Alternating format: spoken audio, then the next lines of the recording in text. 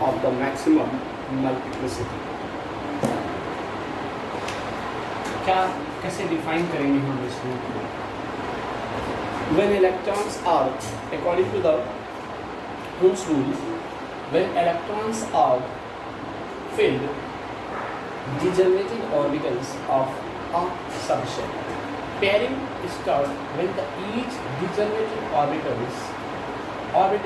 filled with an electron. Before the pairing, all the electrons filled have the same spin because in this state they attain least possible energy. क्या कहने का मतलब है? इस rule में इन्होंने क्या बताया? ओम साहब ने कहा कि किसी भी डिजेनरेटेड ऑर्बिटल में पेयरिंग तब तक नहीं कराते हैं इलेक्ट्रॉनों की जब तक कि सभी डिजेनरेटेड ऑर्बिटल्स में सिंगल इलेक्ट्रॉन ना पहुंचे। दूसरी चीज और एक कही कि पेयरिंग बिफोर द पेयरिंग से पहले electrons will have the same spin. जितने भी इलेक्ट्रॉन फिल किए जाते हैं उनकी स्पिन भी कैसी होनी चाहिए? सेम होनी चाहिए, जिससे वो कम से कम एनर्जी पॉसिबल एनर्जी लेवल को पा सके। ठीक है, देखिए एक एग्जांपल मैं एक्सप्लेन करता हूँ यहाँ पर एग्जांपल के थ्रू इस रूल को। एग्जांपल है, हमने ले लिया मान लीजिए ऑक्सीजन। एग्जाम्पल नंबर 8 कॉन्फ़िगरेशन करें 1s2 2s2 2p 4। Suppose that मैं 2p ऑर्बिटल्स को ओपन करके इसमें इलेक्ट्रॉनों की फिलिंग को 2p में 3 ऑर्बिटल्स हो गए हैं बताओ, p x p y और p z। ठीक है, सबसे पहले यहाँ से यहाँ तक कितने इलेक्ट्रॉन होगा? 2p4, तो ये 5th इलेक्ट्रॉन। अगर हम इस तरह से इलेक्ट्रॉनों की यहाँ पर फिलिंग कर दें, 4 भरने एक ऑर्बिटल में 2 इलेक्ट्रॉन 2 इलेक्ट्रॉन्स हो सकते हैं मैक्सिमम, तो ये रॉन्ग तरीका होगा, तो ये पैटर्न हमारा रॉन्ग हो जाएगा। तो फिर राइट, तो क्या हम यहाँ पर तो ये तरीका ऐसे आप फिलिंग करते हैं तो ये गलत है। तो अगर हम इस तरह से इलेक्ट्रॉनों को फिल कर देते तो भी ये तरीका गलत था। अभी भी 4 इलेक्ट्रॉन है लेकिन गलत है। अगर हम इलेक्ट्रॉनों की फिलिंग इस तरह से कर देते हैं तब भी ये तरीका गलत होता है। तो फिर राइट पैटर्न क्या होता है इलेक्ट्रॉनों की फिलिंग का? इलेक्ट्रॉनों की फिलिंग का राइट पैटर्न होता है कि सबसे पहले जैसा हम साहब ने बताया कि सेम स्पिन की एक ही तरफ स्पिन को दिखा रहा है कि क्लॉकवाइज इलेक्ट्रॉन रोटेट कर रहा है, लेकिन ऐसे इसका हेड एरो का ऊपर की तरफ है, दैट मींस ये क्लॉकवाइज रोटेट कर रहा है। तो ये दिखा रहा है हमको कि ऊपर की तरफ हेड है तो क्लॉकवाइज रोटेशन है। जब सभी इलेक्ट्रॉन ऑर्बिटल्स में डिजेनरेटेड ऑर्बिटल्स में px py और pz में एक इलेक्ट्रॉन पहुंच गया, तब हमने पेयरिंग स्टार्ट की और पेयरिंग करते समय इलेक्ट्रॉन की स्पिन हमने बदल दी। इलेक्ट्रॉन की स्पिन नीचे की तरफ मैं that means anti clockwise spin करते हैं। तो इस तरह से हम इलेक्ट्रॉनों की फिलिंग करते हैं।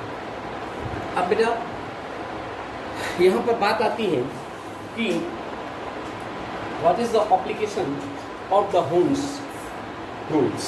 होम्स रूल्स के क्या एप्लीकेशन है? तो होम्स रूल का मेनली एक ही यहाँ पर एप्लीकेशन है in the explanation of the stability of और सबसेल्स। ये जो सबसेल हैं SPDF जिन्हें हम सबसेल बोलते हैं, इनकी स्टेबिलिटी की अगर हम बात करें बेटा, तो यहाँ पर आप एक काम करिए कि एप्लीकेशन भी नोट कर लीजिए। Application of Hund's law. Hund's law का एप्लीकेशन क्या है? हुन्स लॉ तो हुम्स लॉ का एप्लीकेशन है बेटा, सबसे पहला एक ही एप्लीकेशन है in the explanation of stability,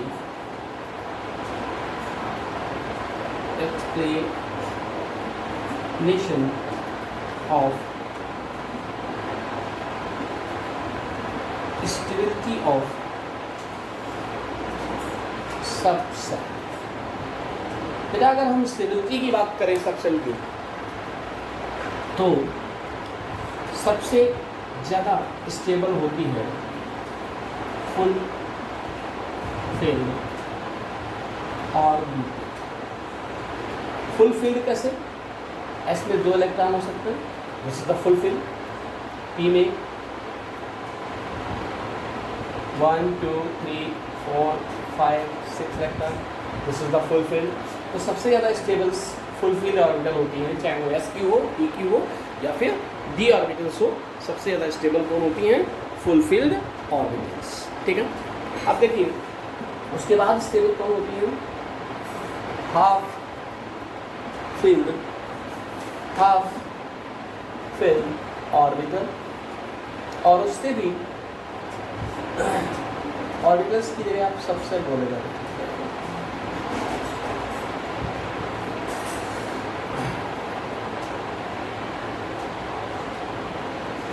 और उसके बाद बताओ पार्शियली फील्ड, तो कौन? Partially field. मान लीजिए कि पी है, पार्शियली फील्ड कैसे दिखाएंगे कि एक ही इलेक्ट्रॉन है पी में, उसका पार्शियली फील्ड। हाफ फील्ड का मतलब मान लीजिए पी सबसेल है, 3 ऑर्बिटल्स हैं, तो सभी में एक एक इलेक्ट्रॉन है, तो ये कैसी है? हाफ फील्ड सबसेल की स्टेबिलिटी पार्शियली फील्ड सबसेल की स्टेबिलिटी से, एनर्जी से क्या होती है? कम होती है, इसलिए स्टेबिलिटी इसकी ज़्यादा होती है। ठीक है, तो इस तरह से हम लोग यहाँ पर हुम्स लॉ को जानते हैं। अब बात करते हैं हम लोग n+l रूल्स। किसकी? n+l रूल्स की। आइए देखते हैं, इसको इरेज करते हैं, n+l रूल देखते हैं। तो बेटा ये n+l रूल क्या है? According to n+l rule, a new electron enter in that subshell. जब आप इलेक्ट्रॉनिक कॉन्फ़िगरेशन करते हैं, तो जैसे सपोज दैट कि 2p सेल तक भर गए, जैसे मान लीजिए आपने कॉन्फ़िगरेशन किसी के लिए किया, तो आपने जब कॉन्फ़िगरेशन किया 1s2 2s2 2p6, ये भर गया, फिल हो गया 2p तक। तो अब 2p के बाद इलेक्ट्रॉन 3s में जाएगा या 3p में जाएगा, इससे हम n+l की वैल्यू को देखकर निकालते हैं। n प्रिंसिपल क्वांटम नंबर और l एजीमुथल क्वांटम नंबर्स होती है किसी इलेक्ट्रॉन के लिए, किसी सबसेल के लिए। जरा समझिए, तो इसमें जाएगा और तब इसमें जाएगा, लेकिन इसके बाद इलेक्ट्रॉन 4s में जाएगा या 3d में जाएगा, इलेक्ट्रॉन किस में पहले जाएगा? इस चीज़ का डिटर्मिनेशन n+l रूल से होता है। तो सबसे पहले उसमें इलेक्ट्रॉन जाता है जिसके लिए n+l की वैल्यू लोएस्ट होती है। फिर यदि कभी ऐसा हो जाए कि 2 or more than 2 सबसेल्स, 2 या 2 से अधिक सबसेल के लिए क्या हो जाए, n+l की वैल्यू सेम आ जाए, तो इलेक्ट्रॉन पहले उस सबसेल में एंटर करता है, न्यू इलेक्ट्रॉन उस सबसेल में एंटर करता है जिसके लिए n की वैल्यू लोएस्ट होती है, जिसके लिए n की वैल्यू लोएस्ट होती है। यही मैंने डेफिनेशन में लिखा हुआ है। आइए एक एग्जांपल के थ्रू मैं आपसे बात करता हूँ। फॉर एग्जांपल आपके पास है 4s और 3d सबसेल। तो 4s के लिए n की वैल्यू बेटा 4 है और l की वैल्यू 0।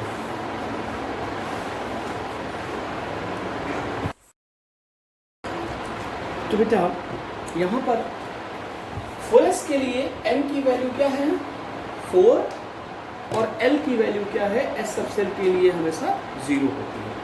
तो इसका जो समेशन आपका आएगा वो कितना आ जाएगा?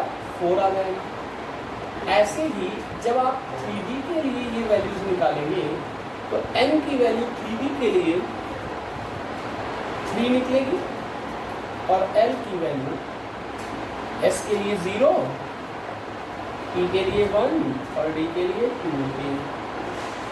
तो ये 3 to 5 हो गया। तो बेटा n प्लस एल की वैल्यू लोएस्ट किसके लिए? इसके लिए।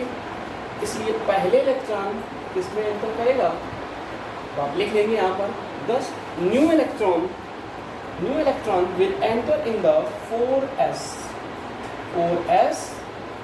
Subshell and after that 3D subshell will be filled. उसके बाद 3D सबसेल फिल करेंगे। इसी तरह से सिमिलरली एक दूसरा एग्जांपल देखते हैं कि 3D और 4p में दो सबसेल हैं आपके पास, तो इलेक्ट्रॉन पहले आप किसमें भरेंगे? फॉर एग्जांपल आपके पास 3D है और 4p है, तो इलेक्ट्रॉन पहले किसमें जाएंगे? तो 3D के लिए n की वैल्यू 3 होगी और L की वैल्यू 2 होगी, ये 5 हो जाएगी टोटल। यहाँ आ जाइए 4p के लिए n की वैल्यू 4 होगी और p के लिए l की वैल्यू 1 होगी। तो ये भी समेशन कितना आ गया? 5।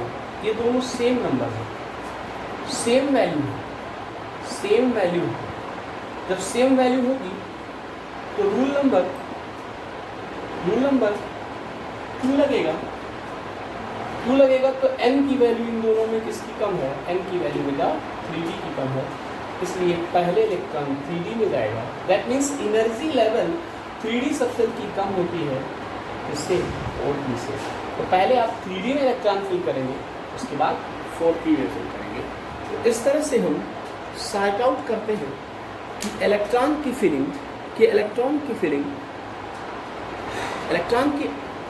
फिलिंग किस सबसेल में पहले और किस सबसेल में बाद में की जाती है। ठीक है ना?